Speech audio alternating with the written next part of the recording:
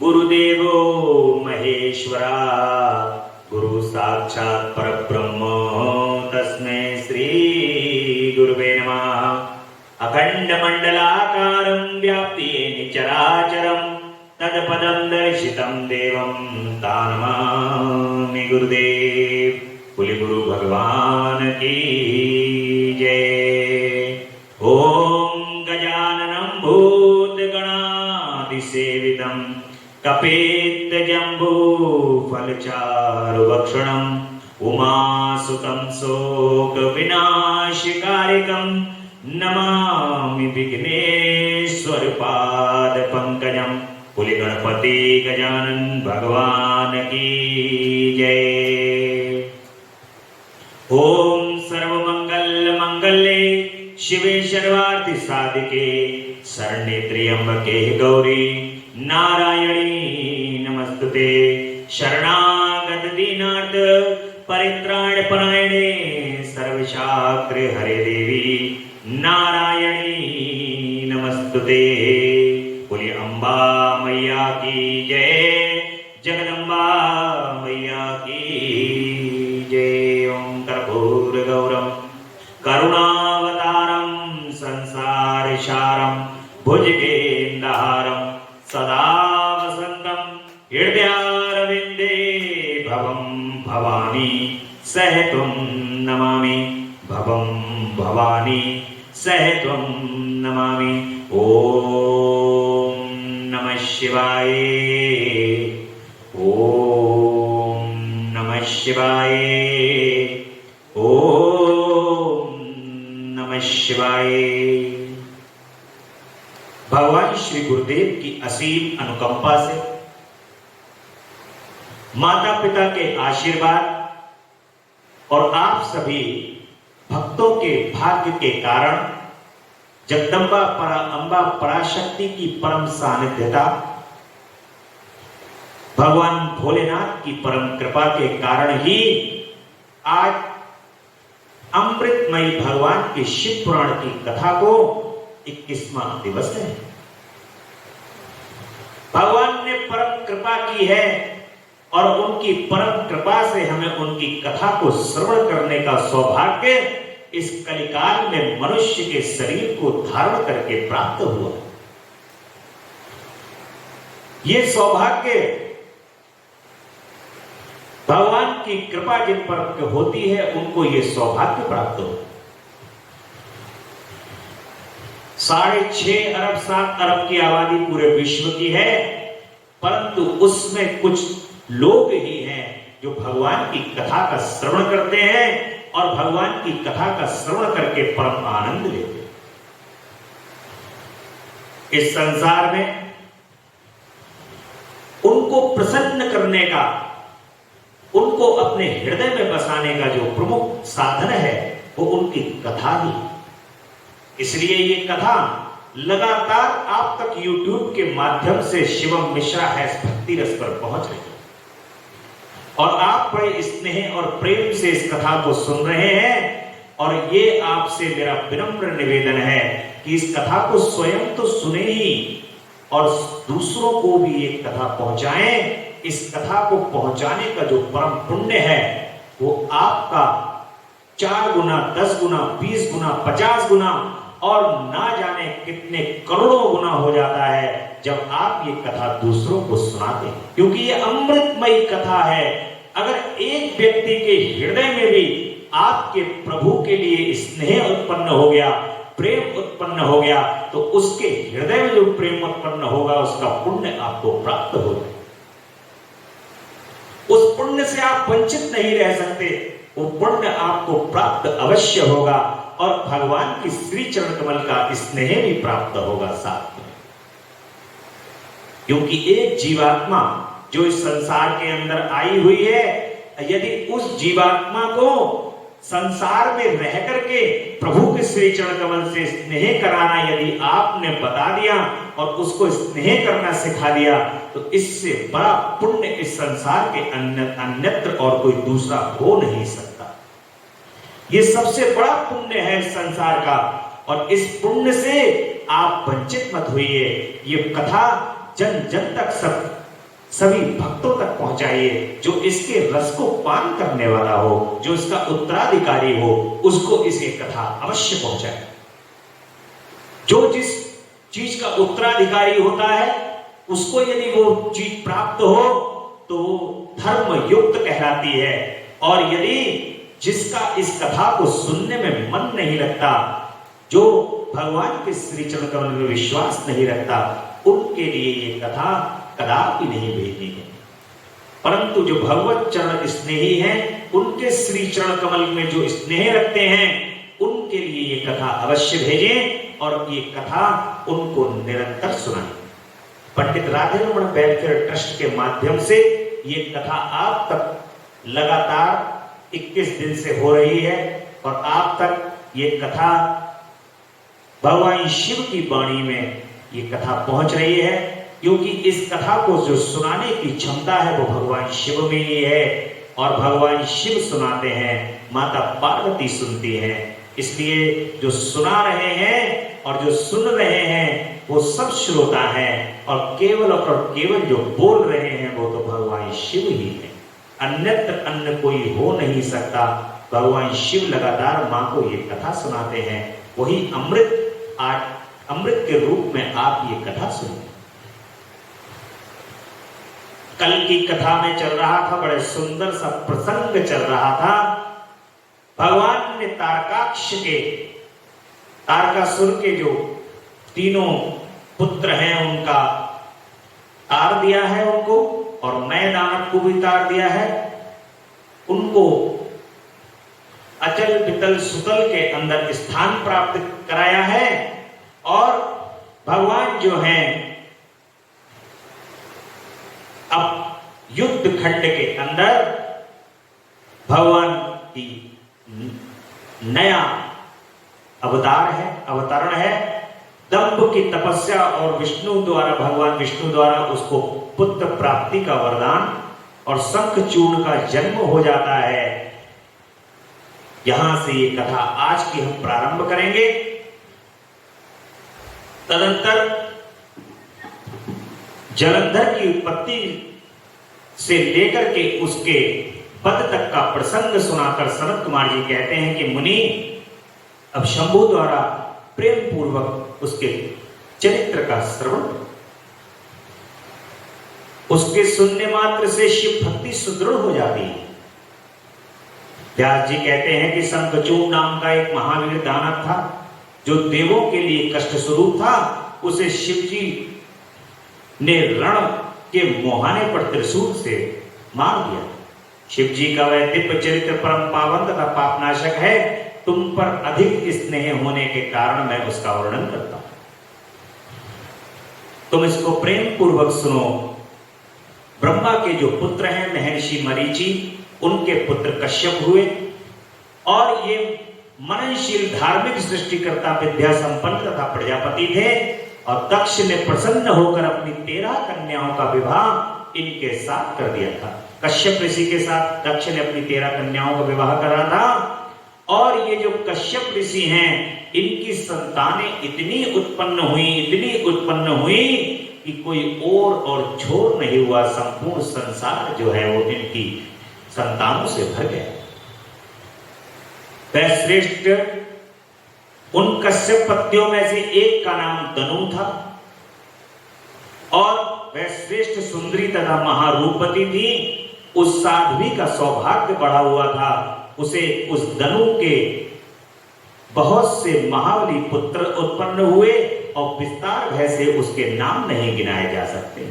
उनमें एक का नाम विप्रचित्ति था, जो महान बल पराक्रम से संपन्न था। उसका पुत्र जो है वो दंभ हुआ। कश्यप ऋषि हैं, उनकी एक पत्नी का नाम दनु है, और उन दनु के एक पुत्र का नाम विप्रचित्ति है, और विप्रचित्ति का एक पुत्र है, उसका नाम दंभ है। और वो धर्म जितेंद्रिय धार्मिक है, भगवान विष्णु का भक्त है। और जब उसके कोई पुत्र नहीं हुआ तो उसने उस वीर को चिंता व्याप्त हो गई। उसने शुक्राचार्य को गुरु बनाकर उनसे श्री कृष्ण मंत्र प्राप्त किया और पुष्कर में जाकर घोर तप करना प्रारंभ किया। यहाँ सुदृढ़ आसन लगाकर कृष्ण मंत्र का जप करते हुए उसके 1,00,000 वर्ष बीत जाते हैं। 1,00,000 वर्ष बीत गए भगवान श्री कृष्ण का जप करते हुए। तब उसके तपस्वी के मस्तक से एक ज्वालामान तेज निकलकर सर्वत्र व्याप्त हो गया। वह तेज इतना दुस्सह था कि उससे संपूर्ण देवता मुनि तथा मनु संतप्त हो। तब वे इंद्र को अगुआ बनाकर ब्रह्मा की शरणापन्न हुए। वहां उन्होंने संपूर्ण संपत्तियों के लिए दाता विधाता को प्रणाम करके उनकी स्तुति की और फिर विशेष रूप से व्याकुल होकर अपना सारा वृत्तांत उनसे कहकर सुनाया। उनकी बात सुनकर ब्रह्मा भी उन्हें साथ लेकर वह सारा वृत्तांत विष्णु को सुनाने के लिए बैकुंठ को चले गए। वहां पहुंच करके सब लोगों ने त्रिलोकी के अधीश्वर तथा रक्षक परमात्मा विष्णु को विनीत भाव से प्रणाम किया और फिर हाथ जोड़ करके उनकी स्तुति करने। सभी देवता कहते हैं कि हमें पता नहीं कि कौन सा कारण उत्पन्न हो गया है, हम किसके तेज से संतप्त हो गए हैं, ये आप ही बताइए दीनबंधु। अपने दुखी सेवकों के रक्षक तो आप ही हैं, अतः शरणदाता रमानाथ शरणागतों की रक्षा कीजिए प्रभु। सनत कुमार जी कहते हैं कि ब्रह्मा आदि देवताओं के वचन को सुनकर के शरणागत वत्सल भगवान विष्णु मुस्कुराए और प्रेम पूर्वक कहते हैं कि अमरों शांत रहो, घबराओ मत, भयभीत मत हो, कोई उलट पलट नहीं होने वाला है, क्योंकि अभी प्रलय काल आया नहीं। भगवान कह रहे हैं कि अभी प्रलय काल नहीं आया है, इसलिए घबराओ मत। दंभ नामक एक दानव है जो मेरा भक्त है और पुत्र की कामना से तप कर रहा है, मैं उसे वरदान देकर के शांत कर दूंगा, भगवान कहते हैं। सनत कुमार जी कहते हैं कि मुनि, भगवान विष्णु के यूं कहने पर ब्रह्मा आदि देवताओं की व्याग्रता जाती रही। वे सभी धैर्य धारण करके अपने अपने धाम को लौट गए। उधर भगवान अच्युत भी वर प्रदान करके पुष्कर को चले गए। जहां वह दंभ नामक दानव तप कर रहा था, वहां पहुंचकर श्री हरि ने मंत्र का जाप किया और करने वाले भक्त दंभ को सांत्वना देते हुए मधुर वाणी से कहा कि परमात्मा। तब विष्णु भगवान का उपयुक्त वचन सुनकर के और उन्हें आगे उपस्थित देखकर दंभ बड़ी भक्ति के साथ उनके चरणों में लोटपोट हो गया और बारंबार स्तुति करने लगा। दंभ ने कहा कि देवादिदेव कमल नयन, आपको नमस्कार है। रमानाथ, मुझ पर कृपा कीजिए। त्रिलोकेश, मुझे एक ऐसा वीर पुत्र दीजिए जो आपका भक्त तथा महान बल पराक्रम से संपन्न हो। वह त्रिलोकी को जीत ले परंतु देवता उसे पराजित न कर सके। राक्षसों का यही वरदान होता है। सनत कुमार जी कहते हैं कि मुनि, दानवराज दंभ यूं कहने पर श्री हरि ने उसे वर दे दिया और उस घोर तप से उसे निवृत्त करके स्वयं अंतर ध्यान हो गए। ज्ञानवेंद्र दंभ की तपस्या सिद्ध हो चुकी थी, उसका मनोरथ पूर्ण हो गया था। अतः वह भी श्री हरि के जाने पर सभी दिशाओं को नमस्कार करके अपने घर को लौट गया। थोड़े ही समय के उपरांत उसकी पत्नी गर्भवती हो गई और वह अपने तेज से घर के भीतरी भाग को प्रकाशित करती हुई शोभा पाने लगी। मुनि, श्री कृष्ण के पार्षदों का अग्रणी जो सुदामा नामक गोप था, जिसे राधा जी ने शाप दे दिया था, वही उसके गर्भ से प्रविष्ट हुआ। तदंतर समय आने पर साध्वी दंभ पत्नी ने एक तेजस्वी बालक को जन्म दिया। तब पिता ने बहुत से जातक कर्म आदि संस्कार संपन्न किए। द्विजोत्तम उस पुत्र के उत्पन्न होने पर बहुत बड़ा उत्सव मनाया गया। फिर शुभ दिन आने पर पिता ने उस बालक का नाम शंखचूड़ रखा। वह अपने पिता के घर में शुक्ल पक्ष के चंद्रमा की भांति बढ़ने लगा। तेजस्वी सा, सारी विद्याएं आती थी। बाल क्रीड़ा करने के माता पिता का हर्ष बढ़ाने लगा। समस्त कुटुंबियों का तो विशेष रूप से प्रेम भाजन हो गया। तदंतर वह शंखचूर्ण जो है वो धीरे धीरे करके बड़ा हुआ। तब वह जय शब्द मुनि के उपदेशों से पुष्कर में जाकर ब्रह्मा जी को प्रसन्न करने के लिए तपस्या करने लगा। उस समय वह एकाग्रमन हो अपनी इंद्रियों को काबू में करके गुरु तिष्ठ महा ब्रह्म विद्या का जप करता रहा, जो पुष्कर में तपस्या करते हुए दानवराज शंख चूर्ण को वर देने के लिए लोक गुरु एवं ऐश्वर्यशाली ब्रह्मा जी ही वहां पधारे और उस दानव से बोले, परमात्मा ब्रह्मा जी को देख करके उसने अत्यंत नम्रता से अभिवादन किया और फिर उत्तम वाणी से उनकी स्तुति की। तत्पश्चात उसने ब्रह्मा जी पर वर मांगते हुए कहा कि भगवान, देवताओं के लिए अजय हो जाऊं। तब ब्रह्मा जी ने परम प्रसन्न होकर तथास्तु ऐसा ही होगा।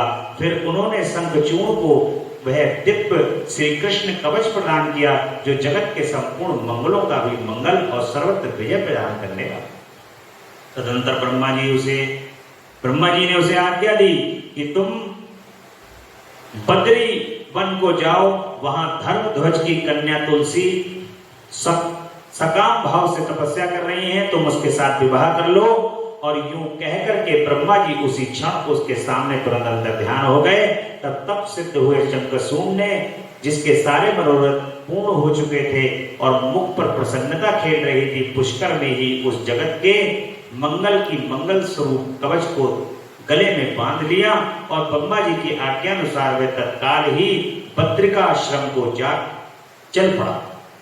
वहां दानव शंखचूर्ण सहसा उस स्थान पर जा पहुंचा जहां धर्मध्वज की पुत्री तुलसी तप कर रही थी और सुंदरी तुलसी का रूप अत्यंत कमनीय और मनोहर था। वह उत्तम शील से उत्पन्न थी। उस सती को देख करके शंखचूर्ण उसके समीप ही ठहर गया और मधुर वाणी में उनसे कहा कि सुंदरी, तुम कौन हो, किसकी पुत्री हो, तुम कहाँ चुपचाप बैठकर क्या कर रही हो। सनत कुमार जी कहते हैं कि शंखचूर्ण के ये सकाम वचन सुनकर तुलसी ने उनसे कहा कि मैं धर्मध्वज की तपस्विनी कन्या हूँ और यहाँ तपोवन में तप कर रही हूँ, आप कौन हैं, सुखपूर्वक अपने अभिष्ट स्थान को चले जाइए। क्योंकि नारी जाति ब्रह्मा आदि को मोह में डाल देने वाली होती है, वह विषतुल्य निंदनीय दोष उत्पन्न करने वाली माया रूपणी तथा विचारशीलों को भी श्रृंखला के समान जकड़ लेने वाली होती है। सनत कुमार जी कहते हैं कि महर्षि तुलसी जब इस प्रकार से रस भरी बातें कहकर चुप हो गई, तब उसे मुस्कुराता देखकर शंखचूर्ण ने भी कहना आरंभ किया कि देवी, तुमने जो बात कही है वह सारी की सारी मिथ्या हो, ऐसी बात नहीं है, उसमें कुछ सत्य और कुछ असत्य भी है। इसका विवरण मुझसे सुनो।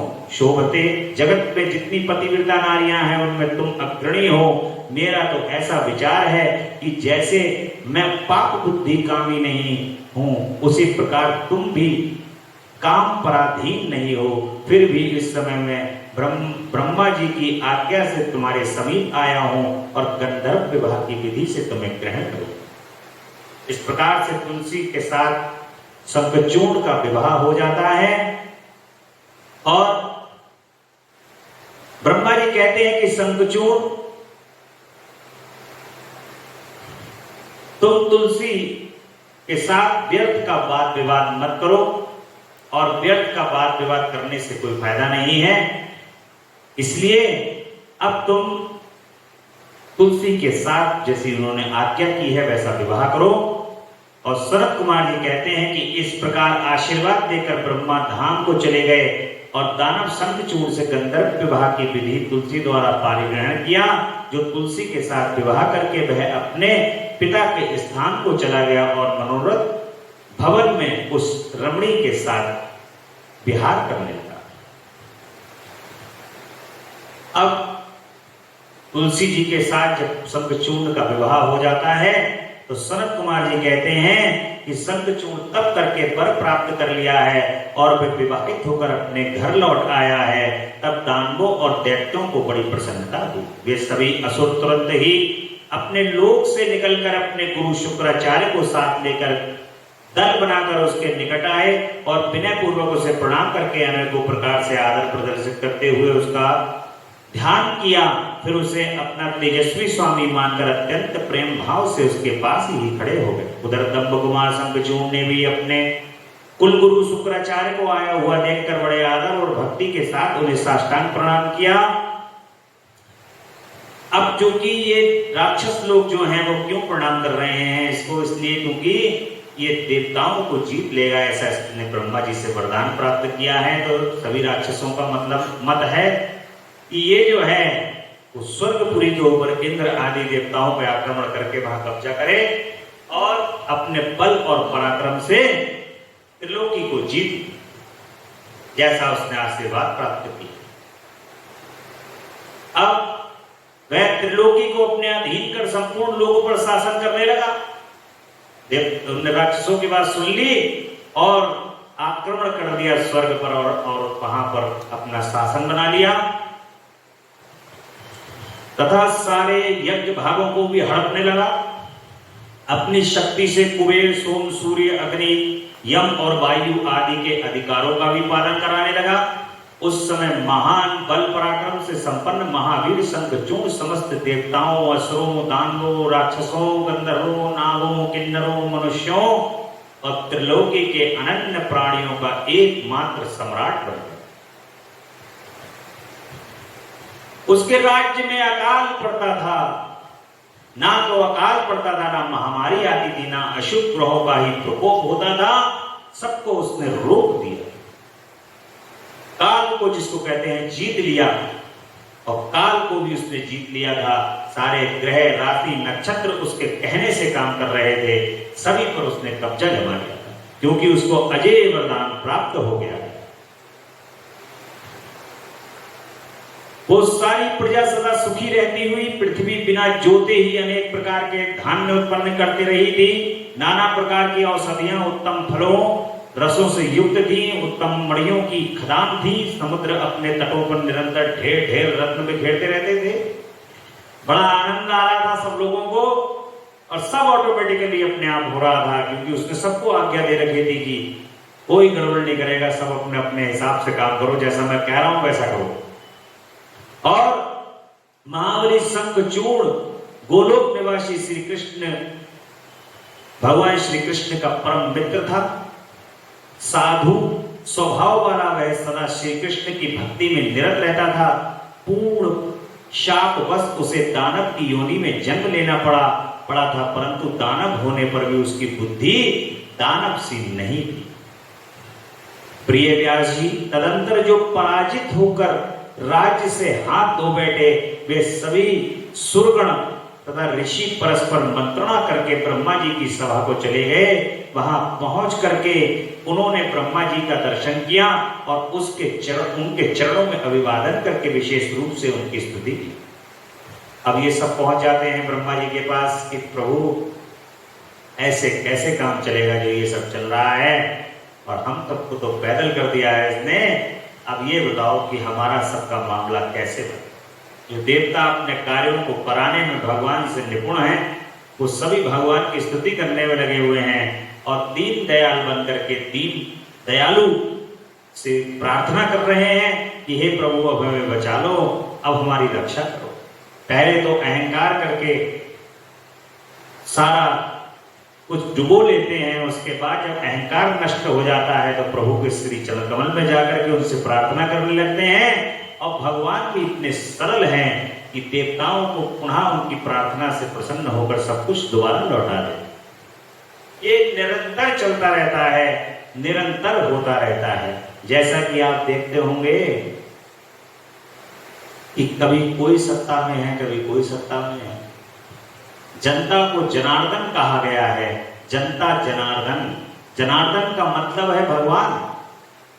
जनता जनार्दन कभी किसी को बैठा देती है, कभी किसी को बैठा देती है।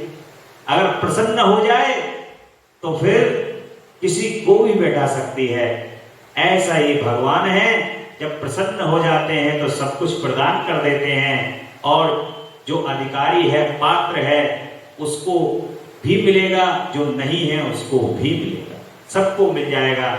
इसीलिए भगवान देवता कहते हैं कि सामर्थ्यशाली बैकुंठ निधिपते, आप देवों के भी देव और लोकों के स्वामी हैं, आप त्रिलोकी के गुरु हैं। हे श्री हरि, आप शरणापन्न हुए हमारी रक्षा करिए, हे प्रभु हमारी रक्षा कीजिए। ऐसा भगवान से प्रार्थना कर रहे हैं। और सनत कुमार जी कहते हैं, भगवान विष्णु बोलते हैं कि ब्रह्मा, ये बैकुंठ योगियों के लिए भी दुर्लभ है, तुम यहां किस लिए आए हो? तुम कौन सा कष्ट आ पड़ा है, वह यथार्थ रूप से मेरे सामने वर्णन करो। सनत कुमार जी कहते हैं कि श्री हरि का वचन सुनकर ब्रह्मा जी ने विनम्र भाव से सिर झुकाकर उन्हें बारंबार प्रणाम किया और अंजलि बांधकर परमात्मा विष्णु के समक्ष स्तुति देवताओं के कष्ट की बात कही, शंखचूर्ण की सारी करतूत कह सुनाई। तब समस्त प्राणियों के भावों के ज्ञाता भगवान श्री हरि उस बात को सुनकर हंस पड़े और ब्रह्मा जी ने उन्हें रहस्य का उद्घाटन करते हुए श्री भगवान ने कहा कि कमल योनि, मैं शंखचूर्ण का सारा वृतांत जानता हूं। पूर्व जन्म में महातेजस्वी गोप था जो मेरा भक्त था। मैं उसके वृतांत से संबंध रखने वाले इस पुरातन इतिहास का वर्णन करता हूं, सुनो। इसमें किसी प्रकार का संदेह नहीं करना चाहिए, भगवान शंकर सब कल्याण करेंगे। गोलोक में मेरे ही रूप में श्री कृष्ण रहते थे। उनकी परम स्वामिनी श्री राधा रानी विख्यात है। वह जगत जननी तथा प्रकृति की परमोत्कृष्ट पांचवी मूर्ति हैं। वही वहां सुंदर रूप से विहार कर रही थी। उनके अंग से अद्भुत बहुत से गोप और गोपियां भी निवास करते थे।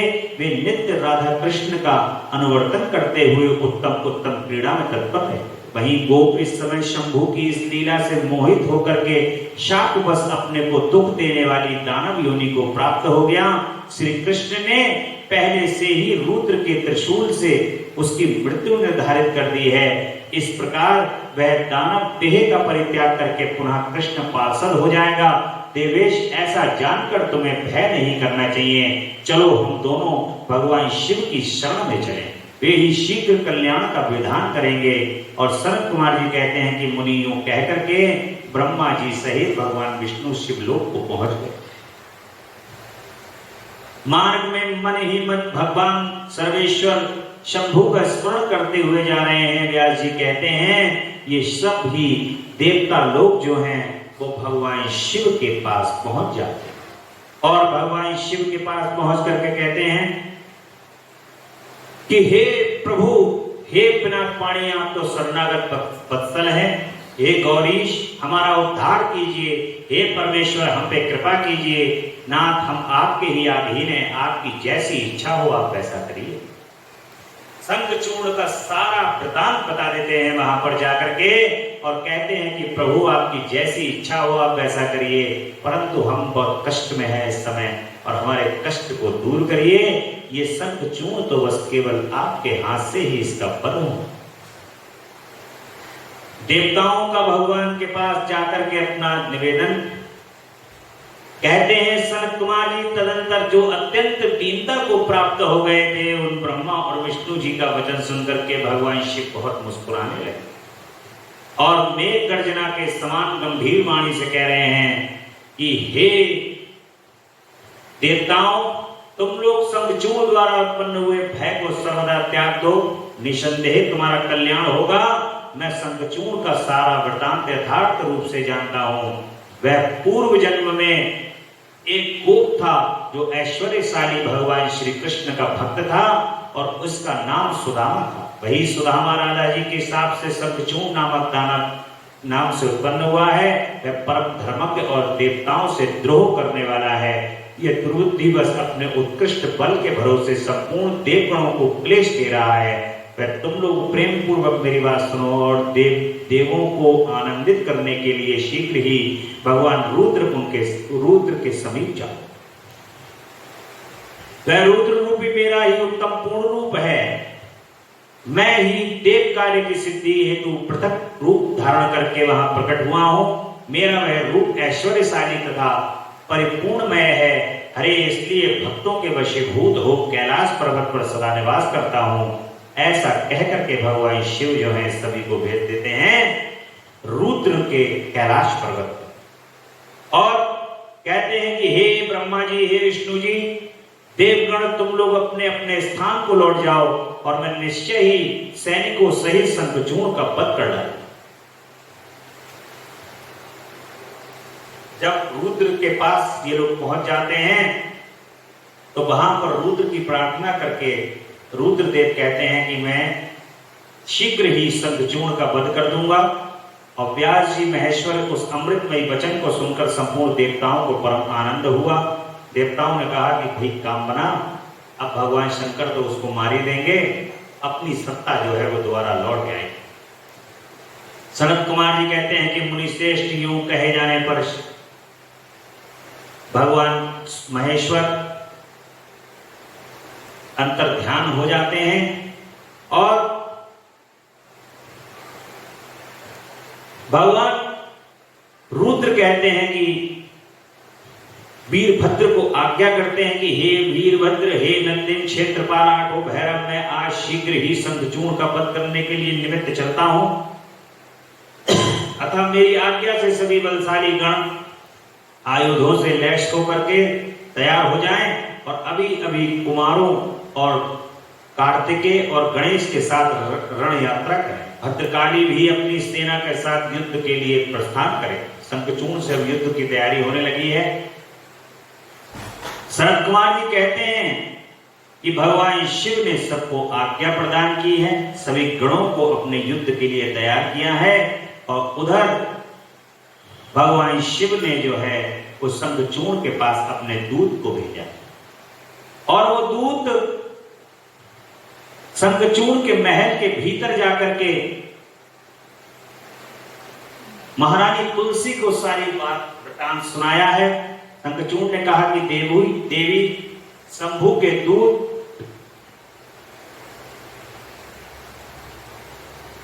मैं युद्ध के लिए उद्धत हुआ हूं और उनसे जूझने के लिए मैं निश्चय ही जाऊंगा, तुम इसके लिए मुझे आज्ञा दो। यूं कहकर उस ज्ञानी ने अपनी प्रिया को नाना प्रकार से समझाया। जब वो दूत चले गए हैं तुलसा जी को समझा करके, तो तुलसी जी जो हैं शंखचूर्ण को समझा रही हैं कि स्वामी इस दूत की बात मान करके भगवान शिव के शरण में चले जाओ और उनसे युद्ध मत करो। परंतु वो अपनी हट के आगे मानता नहीं है और देवी तुलसी की बात को नहीं मानता। शंखचूर्ण कहता है कि मेरे सभी वीर जो संपूर्ण कार्यों में कुशल हैं और उस समय शोभा पाने वाले हैं, आज कवच धारण करके युद्ध के लिए प्रस्थान करें। शूरवीर दानवों और दैत्यों की 86 टुकड़ियां, बलशाली कंककों की निर्भीक सेनाएं अस्त्र शस्त्र सुसज्जित होकर नगर में बाहर निकले। करोड़ों प्रकार से पराक्रम प्रकट करने वाले जो असुरों के 50 कुल हैं, वे भी देवों पक्षपाती शंभु से युद्ध करने के लिए प्रस्थित हों। इस प्रकार से जो है वो सभी अपनी पूरी सेना को आज्ञा प्रदान करने लगा। सनत कुमार जी कहते हैं सेनापतियों को आदेश देकर असुरों का राजा महाबली शंखचूर्ण सहस्त्रों प्रकार की बहुत बड़ी सेनाओं से घिरा हुआ नगर के बाहर निकला। उसका सेनापति और युद्ध शास्त्र में निपुण महारथी महान शूरवीर और रणभूमि में रथियों से अग्रणी था। इस प्रकार वो अपनी सेना को लेकर के चलने लगा और सेना जो है वो रणभेरी भरती हुई वहां से चल रही। शंखचूर्ण तुम जाओ, भगवान वह भी देवों की प्रार्थना पर भी पूर्व काल में सर्वेश्वरी जगत जननी जो शुंभ आदि के साथ युद्ध हुआ था और जिन्होंने उन दैत्य का वध कर डाला था, वह भी देवताओं के प्रार्थना करने पर घटित हुआ। वे ही अपने देवगण आज ब्रह्मा के शरणापन्न हुए थे और उस समय पर देवताओं और श्री हरि के साथ मेरी शरण में आए। दूत इस प्रकार ब्रह्मा विष्णु और देवगणों की प्रार्थना के वशीभूत हो देवों को अधीश्वर होने के कारण मैं भी युद्ध के लिए आया हूं। तुम भी तो महात्मा श्री कृष्ण के श्रेष्ठ पार्षद हो। अब त्रिपुर आदि भी जो हैं वो वहां पर युद्ध करने के लिए पहुंचे हुए हैं और वो उसको कह रहे हैं कि मैं भगवान श्री कृष्ण के पार्षद के रूप में यहां पर युद्ध करने के लिए आया। देवताओं का और दानवों का भयंकर युद्ध होता है और शंखचूर्ण के साथ वीरभद्र का भी संग्राम होता है और उसके साथ भद्रकाली का भी युद्ध होता है और आकाशवाणी सुनकर के भगवान शिव जी शंखचूर्ण के साथ युद्ध करने के लिए पधारे। भगवान विष्णु भी यहां पर उससे युद्ध करने के लिए आते हैं और भगवान विष्णु द्वारा शंखचूर्ण के कवच और तुलसी के शील का अपहरण कर रुद्र के हाथों त्रिशूल का शंखचूर्ण का वध कर और शंख की उत्पत्ति का कथन है। अब वहां पर तुलसा जी जो हैं वो परम पतिव्रता है। शंखचूर्ण का वहां पर जब युद्ध में चले गए हैं तो अपना वहां पर तपस्या में बैठी हुई हैं और जब तक उनका उन तपस्विनी का तप यानी कि उनका जो सतित्व है वो भंग नहीं होगा तब तक शंखचूर्ण युद्ध में मारा नहीं जा सकता। यहां पर भगवान श्री कृष्ण यहां पर अब प्रयास ये है कि उनका जो सतित्व है वो भंग कैसे, वो इतने में जब युद्ध हो रहा है, युद्ध भूमि में शंखचूर्ण बैठा हुआ है और भगवान विष्णु शंखचूर्ण का रूप धारण करके तुलसी के पास पहुंच जाते हैं और कहते हैं कि देवी मैंने युद्ध जीत लिया है और युद्ध जीत करके मैं आ गया हूं। जब तुलसी जी भी शंखचूर्ण को देखती हैं तो बड़ी प्रसन्न हो जाती हैं और प्रसन्नता पूर्वक शंखचूर्ण और तुलसा जी विहार करने लगते हैं। इतने में उनको ज्ञान होता है कि ये तो मेरे पति नहीं है। जब उनको इतने में ज्ञान होता है तभी वो कहती हैं कि तुम कौन हो। इतना जब जैसे ही भगवान विष्णु से कहती हैं कि तुम कौन हो, भगवान विष्णु वहां पर चुपचाप खड़े हो जाते। भगवान विष्णु चुपचाप खड़े हो जाते हैं और अपने स्वरूप के अंदर असली स्वरूप में दर्शन दो, ऐसा कहकर तुलसा जी भगवान विष्णु से कहती हैं। भगवान विष्णु कहते हैं कि देवी चुप हो रहते हैं और कहती हैं कि तुमने मेरे पति का रूप धारण करके मेरे सतित्व को भंग किया है, जाओ तुम पाषाण हो जाओ। मैं तुम्हें श्राप देती हूं कि तुम पाषाण हो जाओ। अब सृष्टि के पालन करता भगवान विष्णु हैं, वो पत्थर के हो जाएंगे, पाषाण हो जाएंगे तो ये संसार का पालन पोषण कैसे हो। भगवान विष्णु चुपचाप खड़े रहते हैं वहां पर। इतने में भगवान शिव ने शंखचूर्ण का वध कर दिया है और शंखचूर्ण वध होकर के शिवलोक को प्राप्त हो चुका है। अब भगवान शिव के हाथों शंखचूर्ण का वध होने के बाद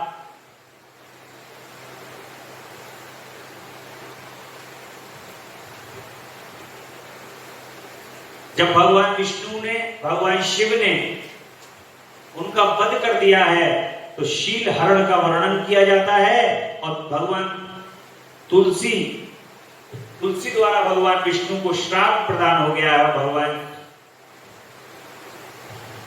शंभु द्वारा तुलसी और शालिग्राम की शिला के महत्व का वर्णन किया गया कि भगवान शालिग्राम के रूप में गंडकी नदी में के अंदर उत्पन्न होते हैं। वहां पर जितने भी पाषाण यानी पत्थर हैं वो सभी भगवान शालिग्राम के रूप में हैं और उनको जो कीड़े हैं धीरे धीरे करके वो कीड़े खाते रहे उस श्राप के कारण और पाषाण के रूप में भगवान वहां पर पड़े रहते हैं। और तुलसी ने भी जो वरदान भगवान से लिया है, जो तुलसी ने भी अपने जीवन को ताक लिया।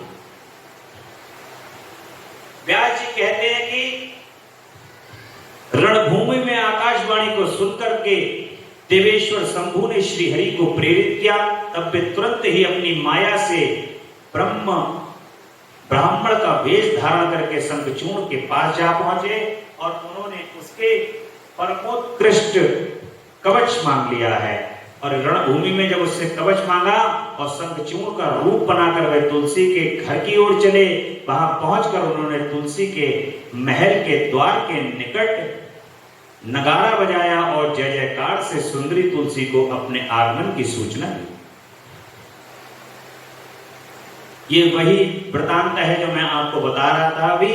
और कहते हैं कि हे विष्णु, जब तुलसी जो हैं पहचान लेती हैं उनको तो कहती हैं कि तुम पत्थर के सदृश कठोर हो, तुमसे दया का लेश मात्र भी नहीं है, और मेरे पति धर्म के भंग हो जाने से निश्चय ही मेरे स्वामी मारे गए हैं, क्योंकि तुम पाषाण सदृश कठोर, दया रहित और दुष्ट हो, इसलिए अब तुम मेरे शाप से पाषाण स्वरूप ही हो।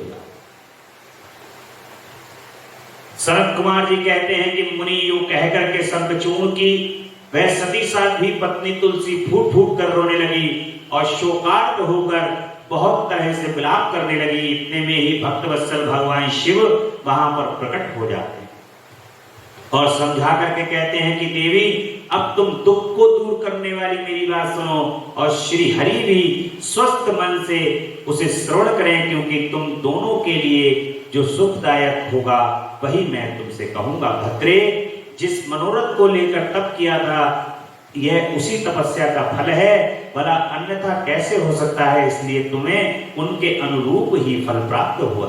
अब तुम इस शरीर को त्याग करके दिव्य देह धारण कर लो और लक्ष्मी के समान होकर नित्य श्री हरि के साथ वैकुंठ में विहार करती हो।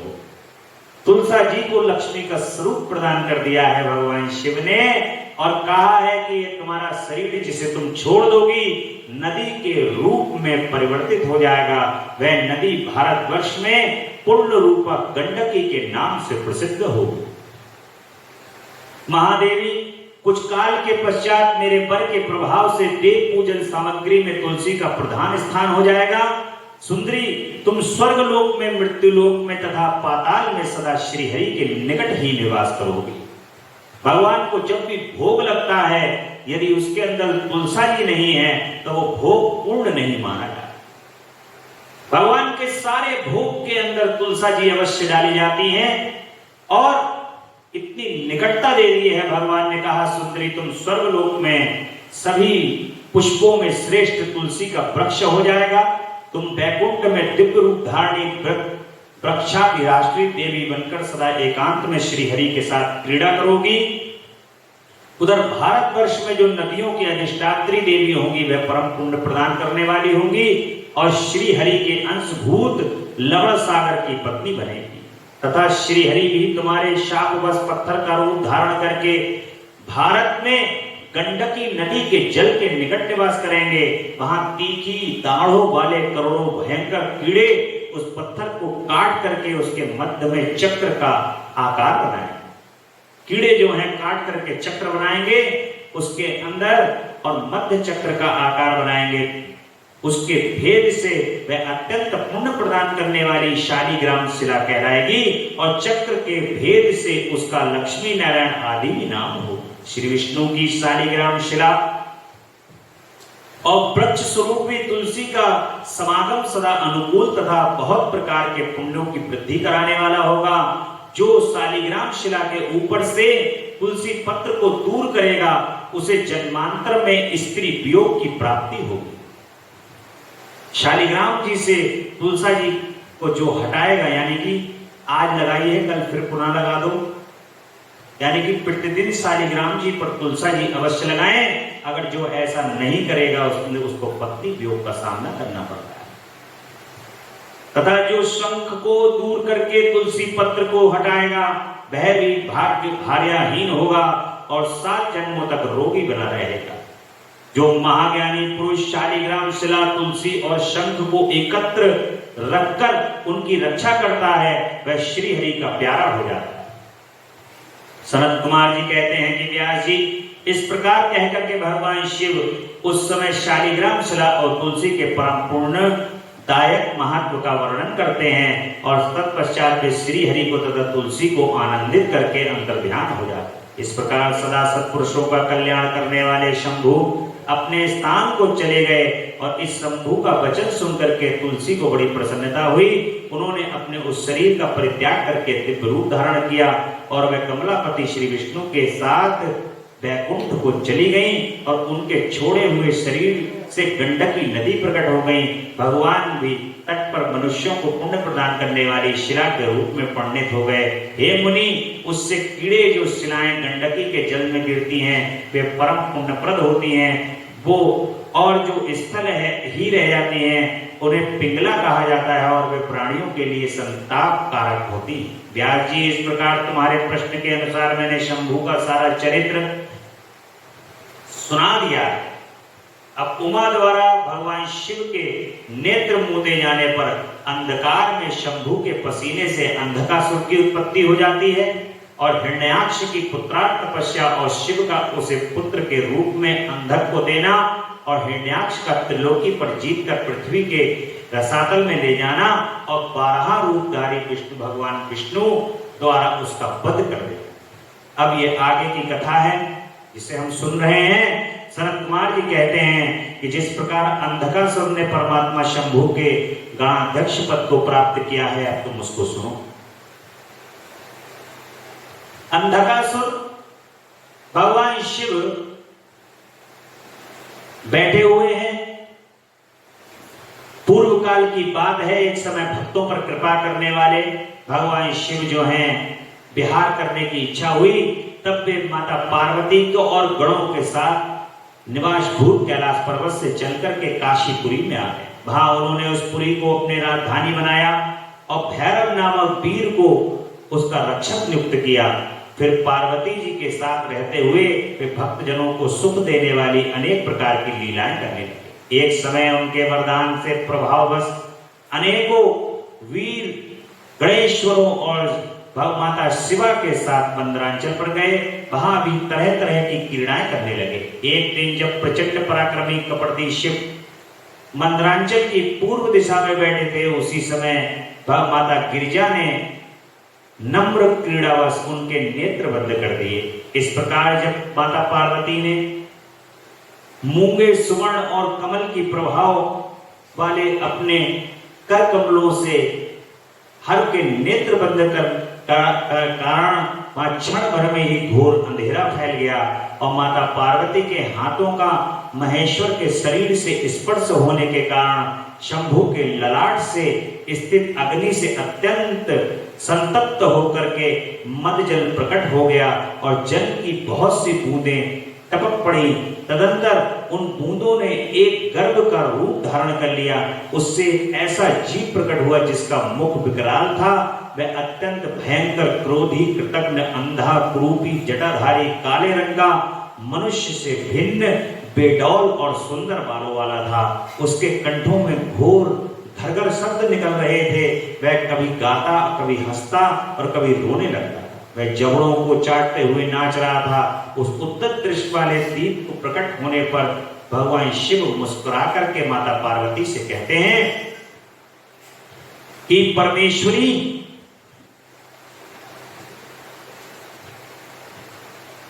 प्रिय, मेरे नेत्रों को मूंद करके तुमने ही तो ये कर्म किया है, फिर तुम उससे भय क्यों कर रही हो? भगवान शिव कह रहे हैं। शिव के वचन सुनकर के माता गौरी हंस पड़ी और उनके नेत्रों पर उन्होंने अपने हाथ को हटा लिया।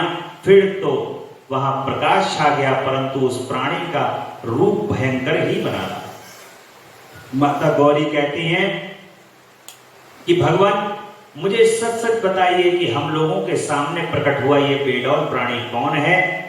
सनत कुमार जी कहते हैं कि लीलाओं को रचाने वाले भगवान शिव जो हैं वो कहते हैं कि अंबिके, जब तुमने मेरे नेत्र मूंद लिए थे उसी समय ये अद्भुत एवं प्रचंड पराक्रमी प्राणी मेरे पसीने से प्रकट हुआ है। इसका नाम अंधक है और तुम ही इसको उत्पन्न करने वाली हो। अतः सखियों सहित तुम्हें करुणा पूर्वक इसकी गणों से यथा योग्य रक्षा करते हुए रहना चाहिए। इस प्रकार बुद्धिपूर्वक विचार करके ही तुम्हें सब कार्य करना चाहिए। शरद कुमार जी कहते हैं कि अपने स्वामी के ऐसे वचन को सुनकर के माता हृदय करुणार्द्र हो गई और वे अपनी सखियों सहित अंधक की अपने पुत्र के भांति नाना प्रकार के उपायों से रक्षा करने लगी। अब तो माता जी उसको पुत्र समझ करके उसकी रक्षा करने लगी और तदंतर शिशिर ऋतु आने पर दैत्य हिरण्याक्ष पुत्र की कामना से उसी वन में आया, क्योंकि उसकी पत्नी ने उसके ज्येष्ठ बंधु की संतान परंपरा को देख करके उसे संतानात् प्रेरित किया। वह यहाँ कश्यप नंदन हिरण्याक्ष वन का आश्रय ले पुत्र प्राप्ति के लिए घोर तप करने लगा था। उसके मन में महेश्वर के दर्शन की इच्छा। भगवान शिव की तपस्या करने के बाद भगवान शिव उससे प्रसन्न हो जाते हैं हिरण्याक्ष से, और कहते हैं कि अब तू अपनी इंद्रियों का विनाश मत कर, किस लिए तूने इस व्रत का आश्रय लिया है, तू अपना मनोरथ तो प्रकट कर। भगवान कहते हैं जब वो अपनी तपस्या करता है तो सनत कुमार जी कहते हैं कि भगवान शिव के ऐसे वचन को सुनकर के दैत्यराज हिरण्याक्ष परम प्रसन्न हुआ और भगवान गिरीश के चरणों में नमस्कार करके कहता है कि हे चंद्रभाल, मेरे उत्तम पराक्रम संपन्न तथा दैत्य कुल के अनुरूप कोई पुत्र नहीं है, इसलिए मैंने इसका अनुष्ठान किया है। हे देवेश, मुझे परम बलशाली पुत्र को प्रदान कीजिए। सनत कुमार जी कहते हैं कि दैत्यराज के उस वचन को सुनकर के कृपालु शंकर जी प्रसन्न हुए और उससे कहते हैं कि दैत्याधीश, मैंने भाग्य में तेरे से उत्पन्न होने वाला पुत्र तो नहीं लिखा है, किंतु मैं तुझे एक पुत्र देता हूं। मेरा एक पुत्र है जिसका नाम अंधक है। वह तेरे ही समान पराक्रमी और अजय है। तू संपूर्ण दुखों को त्याग कर उसी को पुत्र के रूप में वर्ण कर ले। सनत कुमार जी कहते हैं उससे यूं कहकर के भगवान शिव के साथ विराजमान उन महात्मा भूतनाथ त्रिपुरारी शंकर ने प्रसन्न होकर हिरण्याक्ष को वह पुत्र दे दिया, और इस प्रकार भगवान शिव से पुत्र को प्राप्त करके महामनस्वी दैत्य परम प्रसन्न हुआ। उसने अनेक स्तोत्रों द्वारा भगवान शिव की पूजा करके प्रदक्षिणा की और फिर वह अपने राज्य को चला गया। अब तो वो इतना महान पराक्रमी पुत्र का उत्पत्ति हो जाती है कि दैत्य, प्रचंड पराक्रमी दैत्य संपूर्ण देवताओं को जीतकर पृथ्वी को अपने वश में रसातल में उठा ले गया। इतना भयंकर पुत्र हुआ वो। और तब देवताओं, मुनियों और सिद्धों के अत्यंत पराक्रमी मुनियों विष्णु जी की आराधना की। फिर तो भगवान विष्णु सर्वात्मक यज्ञ में विकराल 12 शरीर धारण करके कि थूथन के अनेक प्रहारों से पृथ्वी को विदीर्ण करके पाताल लोक में चले जाते हैं। वहां उन्होंने कभी न टूटने वाली अपनी अगली दाढ़ से एक थूथन में सैकड़ों दैत्यों को कचूमर निकाल करके अपने वज्र सदृश कठोर पात प्रहारों से निशाचरों की सेना को मत डाला। तत्पश्चात अद्भुत एवं प्रचंड तेजस्वी भगवान विष्णु ने करोड़ों सूर्यों के समान प्रकाशमान सुदर्शन चक्र से हिरण्याक्ष के प्रज्वलित सिर को काट दिया और दुष्ट दैत्यों को जलाकर भस्म कर दिया। अब जो हिरण्याक्ष है उसको मार दिया है भगवान विष्णु ने, हिरण्याक्ष का वध किया है भगवान ने। और यह देखकर देवराज इंद्र को बहुत प्रसन्नता हुई।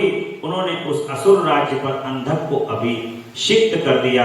फिर महात्मा इंद्र विष्णु को अपनी दाढ़ों द्वारा पाताल लोक से पृथ्वी को लाने लाते हुए देखकर परम प्रसन्न हुए और अपने स्थान पर आकर पूर्व स्वर्ग और भूतल की रक्षा करने लगे। अब हिरण्याक्ष का वध हो गया, पृथ्वी पाताल में चली गई।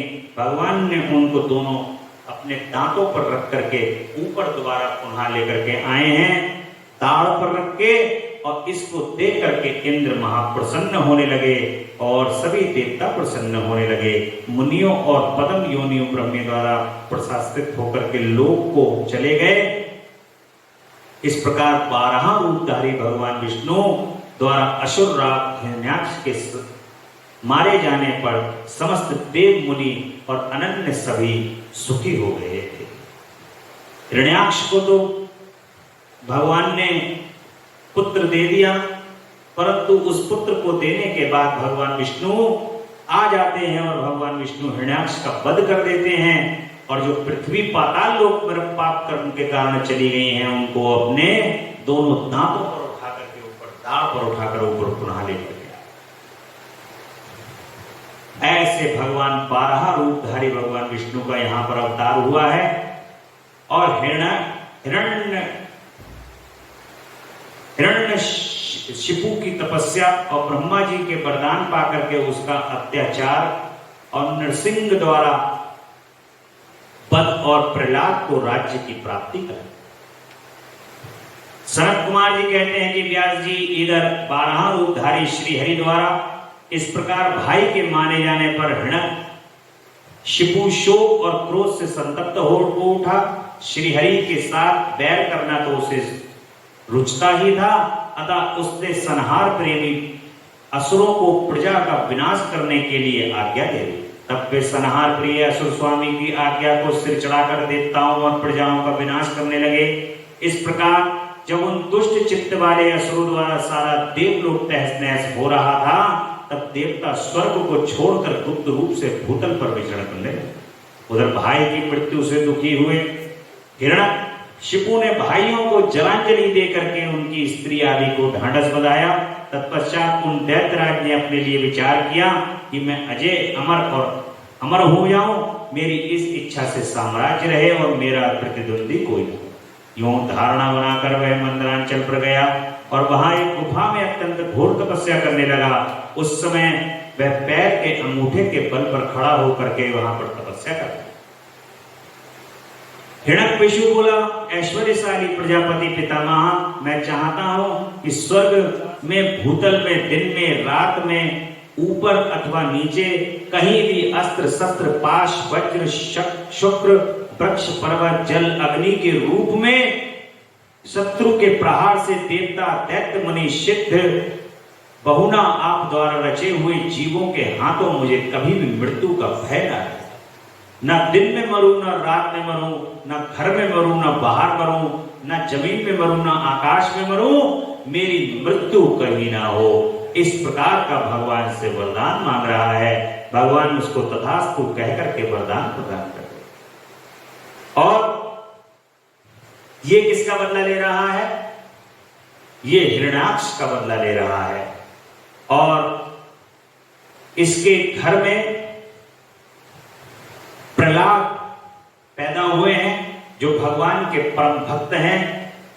ओम नमो भगवते वासुदेवाय नमो नमः। ओम नमो भगवते वासुदेवाय नमो नमः। इस तरीके से भगवान श्री हरि का निरंतर जाप कर रहे हैं। राक्षस यानी कि काल की दाढ़ में फंसे हुए हैं प्रहलाद, लेकिन फिर भी निरंतर भगवान का जाप कर रहे हैं। उनके पिता भगवान विष्णु को अपना दुश्मन मानते हैं, उन्हीं भगवान विष्णु का निरंतर जाप कर रहे हैं। प्रहलाद का इस प्रकार से भगवान को याद करते रहना और देखना उसको भाता नहीं है। वो नाना प्रकार से प्रहलाद को डराता है, धमकाता है और कहता है इस त्रिलोकी के अंदर मैं ही त्रिलोकपति हूं, जो कुछ साम्राज्य है इस पूरी तीनों लोकों के अंदर मेरा ही चलता है। स्वर्ग में स्वर्ग के देवता जब मैं स्वर्ग पहुंचता हूं तो स्वर्ग छोड़ करके भाग जाते हैं, मैं इतना पराक्रमी हूं, ऐसा प्रहलाद से कहता है। प्रहलाद तो बड़े विनम्र भाव से कहते हैं कि हे पिताजी, मेरे तो प्रभु ही हैं जो ये समस्त संसार चलाते हैं और वे कण कण में वास करते हैं। इसी का एक क्रम है जो आप देखते होंगे। प्रहलाद को सांप से कटाने के लिए जहरीले सांप भेजे और वो सांप जो है शालिग्राम बन जाते हैं। उसके बाद होलिका को भेजा प्रहलाद को उनकी गोद में बैठा करके। वो उसके पास जो है वो एक चादर है, उस चादर को होलिका ओढ़ लेती है जिसमें अग्नि प्रवेश नहीं करती है। उसी अग्नि प्रवेश ना हो इसके कारण वो चादर ओढ़ करके होलिका प्रहलाद को साथ में लेकर के बैठ जाती हैं। परंतु होलिका तो दहन हो जाता है और भक्त की जीत हो जाती है, भक्त फिर से बच जाता है भगवान का ये। और फिर भगवान श्री हरि की कृपा से एक दिन प्रहलाद सभा में बैठे होते हैं और उस सभा में बैठ करके हिरण्याकश्यप कहता है क्या यहां भी तुम्हारे भगवान हैं? तो प्रहलाद कहते हैं कि मेरे प्रभु तो कण कण में निवास करते हैं। तो वो कहते हैं तो अच्छा ये बताओ, ये खंबा है, इस खंबे के अंदर भी क्या तुम्हारे भगवान हैं? तो तो वो कहते हैं खंबा तो बहुत दूर की बात है, मेरे प्रभु तो कण कण में निवास करते हैं, तुम्हारे अंदर भी मेरे प्रभु हैं। जैसे ही वो सुनता है कि भगवान श्री हरि इस खंबे में है, वो खंबे पर अपने जोर से प्रहार करता है और उस खंबे को जैसे ही प्रहार करता है, वहां लीला रूपधारी भगवान नरसिंह का अवतार हो जाता है। बोले नरसिंह भगवान की जय। भगवान नरसिंह जो हैं अपने भक्त के ऊपर हुए अत्याचार को देख करके इतना कुपित हो जाते हैं, इतने गुस्से में भर जाते हैं, और जैसा कि ब्रह्मा जी ने उसको आशीर्वाद प्रदान किया है हिरण्यकश्यप को कि ना वो दिन में मरेगा, ना रात में मरेगा, ना मनुष्य से मरेगा, ना जानवर से मरेगा, ना देव से मरेगा, ना दानव से मरेगा, ना घर में मरेगा, ना बाहर मरेगा, ना जमीन पर मरेगा, ना आकाश में मरेगा, वैसा ही भगवान ने हिरण्यकश्यप को मारने के लिए नरसिंह का अवतार ले लिया है, जिसमें भगवान आधे मनुष्य हैं, आधे जानवर सिंह का रूप धारण किए हैं। भगवान ने न अस्त्र न शस्त्र का प्रयोग करा है, अपने नखों से, अपने नाखून से उसको मारा है। न जमीन पे मरूंगा, न आकाश में मरूंगा, भगवान ने उसको अपनी जांघ पे रख करके, न घर में न बाहर, घर की चौखट के ऊपर रख करके भगवान ने उसका वध किया। सारे वरदान को वहां पर एकीकृत करके भगवान श्री हरि ने उसका वध कर दिया है। जब भगवान श्री हरि उसका वध कर देते हैं तो इतने गुस्से में भगवान वहां पर हो जाते हैं, किसी देवता के बस की बात नहीं है कि भगवान श्री हरि के समीप पहुंच सके। परंतु भक्त वत्सल भगवान प्रहलाद के सर पर बड़े प्रेम से हाथ फिरा रहे हैं और प्रहलाद को मानो इतना प्रेम कर रहे हैं उस समय कि सारा प्रेम भगवान का प्रहलाद के ऊपर ही उमड़ पड़ा है, और समस्त संसार के अंदर जितने भी देवता हैं वो भगवान को देख करके भयभीत हो रहे। ऐसा स्वरूप भगवान का वहां पर उत्पन्न हो। अब भगवान की ये जो लीला है हिरण्यकश्यप की, नरसिंह का अवतार हो जाता है, और प्रहलाद जो है वो हिरण्यकश्यप के जिस प्रकार से उसने अपना वहां पर भगवान श्री हरि के साथ द्वेष फैला रखा था, उस द्वेष का अंत हो जाता है। और भगवान इतने दयालु हैं, इतने कृपालु हैं, हिरण्यकश्यप को भी अपने गण का पद प्रदान कर देते हैं उसका वध करने के बावजूद भी। और भाइयों के उपालंब से अंधक का तप करना और वर पाकर त्रिलोकी को जीत कर स्वेच्छा से प्रवृत्त हो जाना। जब उसके सब भाइयों को मार दिया गया है, पिता को मार दिया, चाचा ताऊ सबका वध कर दिया है भगवान ने, अब ये जो है अंधकासुर जो है वो घोर तप कर रहा है, और ये घोर तप करके त्रिलोकी पर विजय प्राप्त करने के लिए भगवान शिव अब इसका वध करेंगे, भगवान शिव ही इसका निवारण करेंगे। सनत कुमार जी कहते हैं कि मुनीश्वरों, भाइयों के साथ विहार करने में ये संलग्न था। उसी समय हिरण्याक्ष का पुत्र अंधक अपने समय उनमें वहां पर पहुंच जाता है और कहता है, अरे अंधे, तुम्हें तो अब राज्य से क्या प्रयोजन है। हिरण्याक्ष तो मूर्ख था, जो उसने घोर तप द्वारा भगवान शिव को प्रसन्न करके भी तुम जैसे कुरूप और बेडोल, कलिप्रिय और नेत्रहीन को प्राप्त किया। सनत कुमार जी कहते हैं कि मुनि उन लोगों की बात सुनकर अंधक दीन हो गया, फिर उसने स्वयं ही बुद्धिपूर्वक विचार करके तरह तरह की बातों से उन्हें शांत किया। ब्रह्मा जी कहते हैं ये सारी बातें तो हो ही जाएंगी, किंतु तुम अपने विनाश का कोई भी तो कारण स्वीकार कर ले। उसकी सारी बातों को सुनते हैं और कहते हैं कि अपने विनाश की किसी बात को तो तुम स्वीकार कर लो, क्योंकि जगत में कोई ऐसा प्राणी ना हुआ है ना आगे होगा जो काल के गाल में ना गया हो। फिर तुझे जैसे सत्पुरुषों को तो अत्यंत लंबे जीवन का विचार त्याग ही देना चाहिए। भगवान ब्रह्मा जी जो है उसको समझा रहे हैं अंधकासुर को कि जैसा तू है उस हिसाब से तेरे को तो ये लंबा जीने का विचार जो है त्याग देना।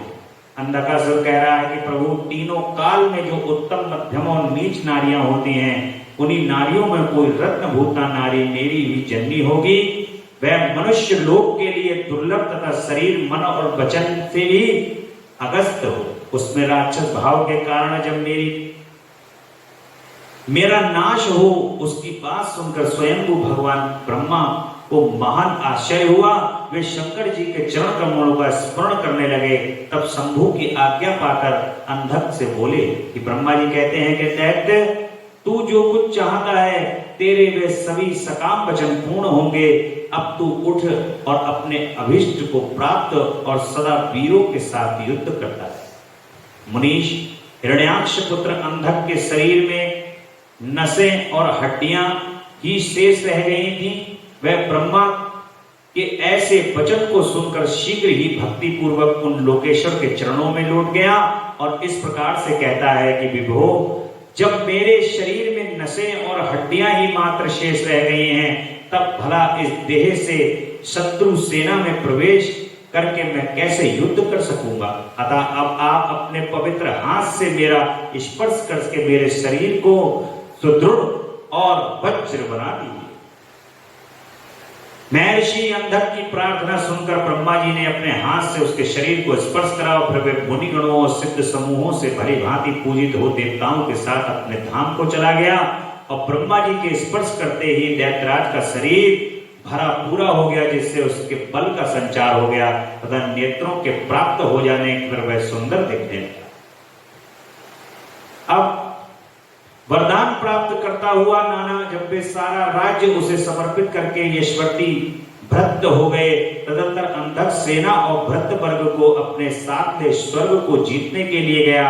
वहां संग्राम में समस्त देवताओं को पराजित करके उसने वज्रधारी इंद्र को अपना करत बना लिया। उसने यत्र तत्र बहुत सी लड़ाइयां लड़कर नागों, सुवर्णों, श्रेष्ठ राक्षसों, गंधर्वों, यक्षों, मनुष्यों, बड़े बड़े पर्वतों, वृक्षों आदि सभी समस्त चौपाइयों को भी जीत लिया। अब ये जो हैं परम यशस्वी अंधकासुर जो हैं सब तीनों लोगों के ऊपर इन्होंने विजय प्राप्त कर ली है और पूरे तीनों लोगों पर विजय प्राप्त कर करके जब ये स्वर्ग के ऊपर इंद्र के सिंहासन पर जब कब्जा कर लेते हैं, उसके बाद महामनस्वी दैत्य उन्मत्त होकर के सारे प्रधान पुत्रों को कुतर्कवाद से पराजित कर देते हैं। वहां पर कुतर्क वाद विवाद हो जाता है, उससे सभी को परास्त कर देते हैं। वह धन के मद से अभिभूत हो वेद देवता ब्राह्मण बुद्धू आदि किसी को भी नहीं मानते हैं और प्रारब्ध बस उनकी आयु समाप्त हो चुकी थी। इसी से वह स्वेच्छाचार में प्रवृत्त हो व्यर्थ ही अपनी आयु के शेष दिन गवाता हुआ वहां पर रमण कर रहा। यह अंधकासुर जो है वाद विवाद व्यर्थ के बाद विवाद कर रहा है, ब्राह्मणों से, अपने सगे संबंधियों से, सभी से, और अपने समय को जो है वो व्यर्थ कर रहा है। अब इनके राज्य के मंत्री कहते हैं कि दैत्येंद्र, यहां एक गुफा के भीतर हमने एक मुनि को देखा। ध्यानस्थ होने के कारण उनके नेत्र बंद हैं, वह बड़ा रूपवान है। उसके मस्तक पर अर्धचंद्र की कला छटा बिखेर रही है और कमर में गजेंद्र की माला बंधी हुई है। बड़े बड़े नाग उसके सारे शरीर में लिपटे हुए हैं। खोपड़ियों की माला जटाधारी का आभूषण है। भगवान शिव का ये वर्णन है जो उसके मंत्री जो हैं उसको पहुंचा रहे हैं सूचना। और लंबी लंबी जटाएं हैं, खड़ग है, त्रिशूल है। उसे थोड़ी ही दूर पर एक और पुरुष को देखा जो विकराल वानर सा है। उसका मुख बड़ा भयंकर है, वह सभी आयु धारण किए हुए है, परंतु उसका हाथ रूक्ष है तथा वे तपस्वी वीरों की रक्षा में तत्पर है। उसके पास ही एक बूढ़ा सफेद रंग वाला बैल भी बैठा है। उस बैठे हुए तपस्वी के पास भाग में हमने एक सुबलक्षणा संपन्न नारी को भी देखा है। वह भूतल पर रत्न स्वरूपा है, उसका रूप बड़ा मनोरम है और तरुणी होने के नाते वह मन को मोह लेती है। मूंगे मोती मणि सुवर्ण रत्न और उत्तम वस्त्रों से वह सुसज्जित है। उसके गले में सुंदर मालाएं लटक रही हैं। जिसने उसे एक बार देख लिया उसी का नेत्र धारण करना सफल है। उसे फिर एक इस लोक में अन्य वस्तुओं को देखने का क्या प्रयोजन रह जाता है। दिव्य नारी पुण्यात्मा मुनीश्वर महेश की मान्या एवं प्रियतमा भार्या हैं। दैत्येंद्र, आप तो नरोत्तम रत्नों का उपभोग करने वाले हैं, अतः उसे यहां बुलाकर देखिए और आपके भी वे ये देखने योग्य है। भगवान शंकर जो हैं वहां तपस्या कर रहे हैं और मंत्री लोग बताते हैं कि ऐसे ऐसे करके उनकी भार्या भी हैं वहां पर, इतनी सुंदर हैं, वो देखने योग्य हैं, आप उनको बुलाइए। मुनि श्रेष्ठ मंत्रियों के उन वचनों को सुनकर के दैत्यराज अंगद का कामातुर हो उठा। उसके सारे शरीर में कंपा छा गया। फिर तो उसने तुरंत ही दुर्योधन आदि को उस मुनि के पास भेजा। मंत्रियों ने वहां जाकर मुनीश्वर को प्रणाम करके उनसे अंधकासुर का संदेश कहा तथा बदले में भगवान शिव का उत्तर सुनकर वे लौटकर अंधक से बोलते। मंत्रियों ने कहा कि राजन, आप तो संपूर्ण दैत्यों के स्वामी हैं, फिर भी उस महान पराक्रमी वीर तपस्वी मुनि ने अपनी बुद्धि से त्रिलोकी को तृण के समान समझकर हंसते हुए आपके लिए ऐसी बातें कही। उन निशाचर का धैर्य और अस्थिर है। वह दानव कृपण सत्वहीन क्रूर कृतघ्न और सदा ही पाप कर्म करने वाला है। क्या उसे सूर्य पुत्र यम का भय नहीं है? कहां तो मैं मेरे दारुण शस्त्र और मृत्यु को भी सशस्त्र कर देने वाला युद्ध, और कहां वह बानर का सा मुख वाला डरपोक निशाचर जिसके सारे अंग बुढ़ापे से जर्जर हो गए हैं। कहां मेरा ये स्वरूप और कहां मेरी मंदर भाग्यता, और तेरी सेना भी तो उन्हीं के बराबर ही है। ऐसे जो है उसको संदेश पहुंचाया जा रहा है ताकि वो युद्ध के लिए उद्यत हो। मुनीश्वर मंत्रियों की बात सुनकर पार्वती पर मोहित हुआ वह राक्षस विशाल सेना लेकर के चल दिया और वहां पहुंचकर नंदीश्वर से युद्ध कर लगा। बड़ा भयानक युद्ध हुआ। उस समय युद्ध स्थल में चर्बी मज्जा मांस रक्त की कीच बह रही थी। इतना भयंकर युद्ध हुआ है। और मुनि इतना कहकर उक्त प्रभावशाली महात्मा भगवान शिव भयंकर पावन वन में चले गए। वहां वे 1000 वर्षों के लिए पाशुपत व्रत के अनुष्ठान में तत्पर हो। जब ऐसा युद्ध हुआ है मांस मज्जा वाला, और भगवान शिव वहां से वन में चले जाते हैं और पाशुपत व्रत को अनुष्ठान को धारण कर लेते हैं। उस व्रत का निभाना देवों और असुरों की शक्ति के बाहर है। और इधर शील गुण से संपन्न पतिव्रता देवी पार्वती मंदरांचल पर ही रहकर शिव जी के आगमन की प्रतीक्षा कर रही हैं।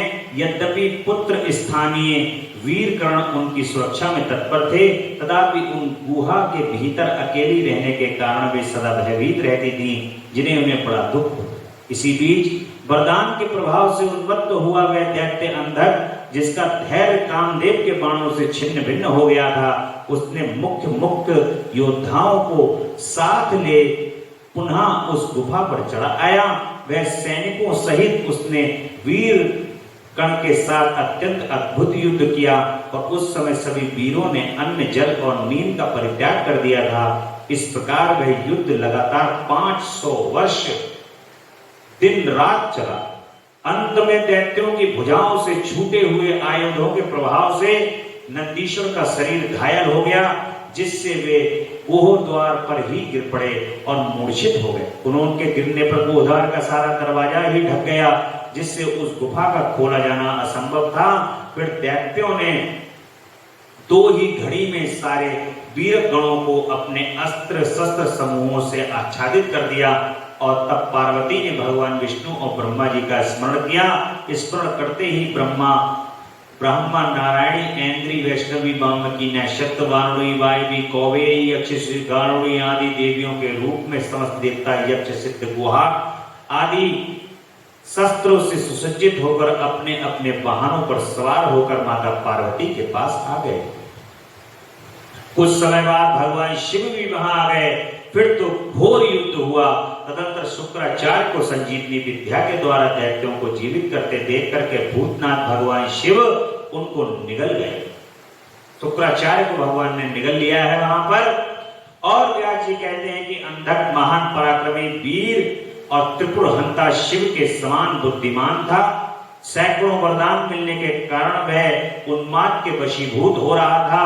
यद्यपि बहुसंख्यक शस्त्र की चपेट चोट से उसका शरीर जर्जर हो गया था, फिर भी शिवजी पर विजय पाने के लिए उसने दूसरी माया रची और वह प्रयत्नकालीन अग्नि के समान शरीर धारण करने वाले भूतनाथ त्रिपुरारी शंकर ने अपने त्रिशूल से उसे पूरी तरह छेद डाला। तब भूतल पर गिरे हुए उस रक्त बाणों से युद्ध हुए अंधक प्रकट हो गए। अब जब रक्त निकलने लगे तो उससे अंधकासुर ही प्रकट होने लगे और रणभूमि व्याप्त हो गई। वे विकृत मुख वाले भयंकर राक्षस अंधक के सदृश हो पराक्रमी। जितना वो पराक्रमी था उससे उसकी बूंदों से जो निकल रहे थे वो भी उतने ही पराक्रमी थे।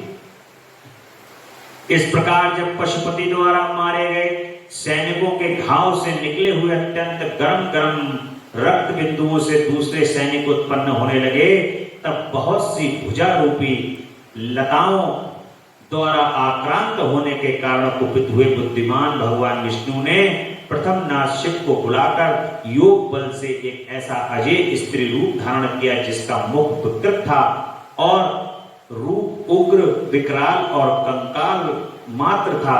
वह स्त्री रूप शंभु के कान से निकला था। तब उसे देव भूमि रणभूमि में उपस्थित हो अपने युगल चरणों से पृथ्वी को अलंकृत। तब सभी देवता उनकी स्तुति करने लगे। तत्पश्चात भगवान ने उनकी बुद्धि को प्रेरित किया। फिर वो क्षुधार्त होकर रण के मुहाने पर उन सैनिकों के तथा दैत्यराज के शरीर में निकले हुए अत्यंत गरम गरम रुधिर का पान करने लगी, जिससे राक्षसों का उत्पन्न होना बंद हो गया। तदंतर एकमात्र अंधक ही बचा रहा। यद्यपि उसके शरीर का रक्त सूख गया, तथापि वह अपने कुलोचित सनातन छात्र धर्म स्मरण करके अविनाशी भगवान शंकर के साथ भयंकर थप्पड़ों से वज्र सदृश जानों चारणों के वज्राकार नखों से मुख भुजा और सिरों से संग्राम करता रहा। वह प्रथम नाथ शिव ने रणभूमि में उसका हृदय विदीर्ण करके उसे शांत कर दिया। त्रिशूल फूंक कर उसे स्थानों के समान ऊपर को उठा लिया। उसका जर्जर शरीर नीचे को लटका दिया। सूर्य की किरणों ने उसे सुखा दिया और पवन के झोंकों से युक्त मेघों से मूसलाधार जल बरसा करके उसे गीला कर दिया।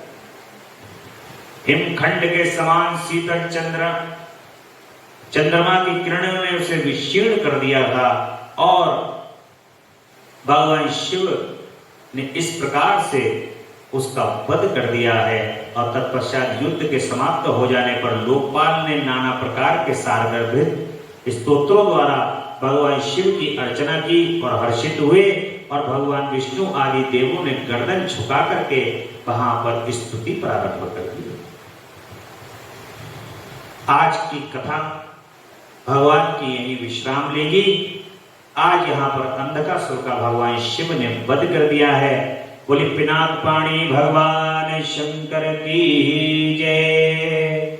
बोलो हर हर महादेव, हर हर हर महादेव। शिव शंभु कैलाशपति। अंधकासुर जो है इनको भगवान शिव ने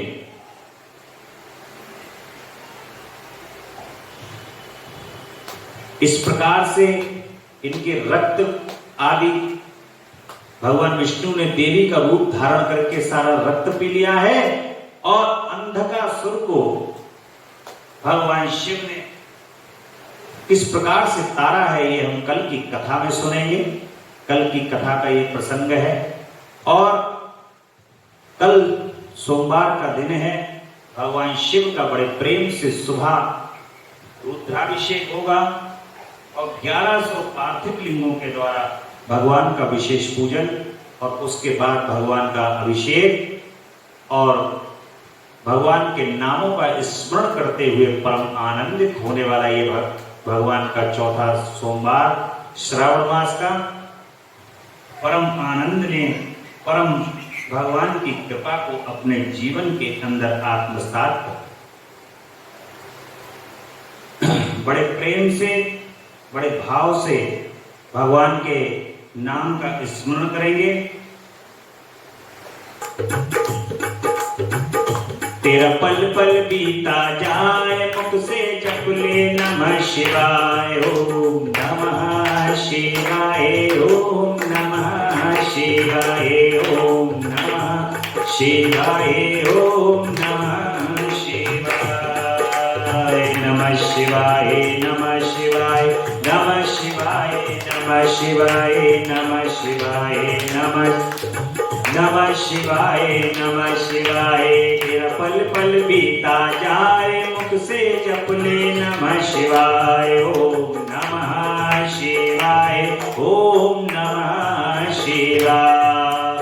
मुसाफिरी जब पूरी होगी चलने की मजबूरी होगी, मुसाफिरी जब पूरी होगी चलने की मजबूरी होगी, अवसर खाली न जाए मुख से जप ले नमः शिवाय। तेरा अवसर खाली न जाए मुख से जप ले नमः शिवाय ओम नमः शिवाय ओम नमः शिवाय नमः शिवाय नमः शिवाय नमः शिवाय नमः शिवाय नमः शिवाय नमः शिवाय नमः शिवाय नमः शिवाय। पल पल बीता जाए मुख से जप ले नमः शिवाय। तेरा पल पल बीता जाए मुख से जप ले नमः शिवाय ओम नमः शिवाय ओम नमः शिवाय नमः शिवाय नमः शिवाय नमः शिवाय। बोले हर हर महादेव हर हर महादेव हर हर महादेव। शिव शंभो कैलाशपति जगदम्बा रानी